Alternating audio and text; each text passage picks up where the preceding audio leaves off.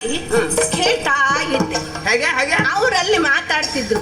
ಯಾಕೋ ಒಂದು ಕಿವಿ ಕೇಳಿದ್ರೆ ಸರಿ ಆಗೋದಿಲ್ಲ ಹೇಳಿ ಎರಡೂ ಕಿವಿಯನ್ನು ಹೀಗೆ ಮಾಡಿ.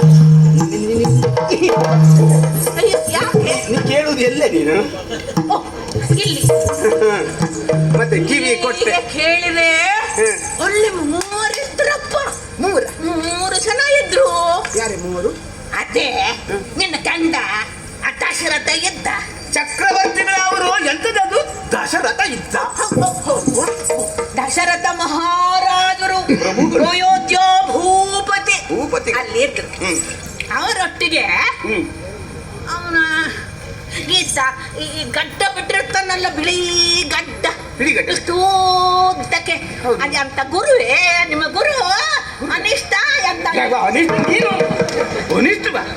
ವಸಿಷ್ಠರೇ ನಮ್ಮ ಕುಲಪುರೋಹಿತರು ಅವರು. ಹಾ, ವಸಿಷ್ಠರು ಮಹಾರಾಜರು ವಸಿಷ್ಠರು. ವಸಿಷ್ಠ ಮತ್ತೆ ಅವರೊಟ್ಟಿಗೆ ಇನ್ನೊಬ್ಬ ಇದ್ದ. ಯಾರು ಯಾರು ಅದೇನೆ ಸುಮ್ಮನೆ ಮಾತಾಡ್ತಾ ಇರ್ತಾನಲ್ಲ, ಮಂತ್ರಿ.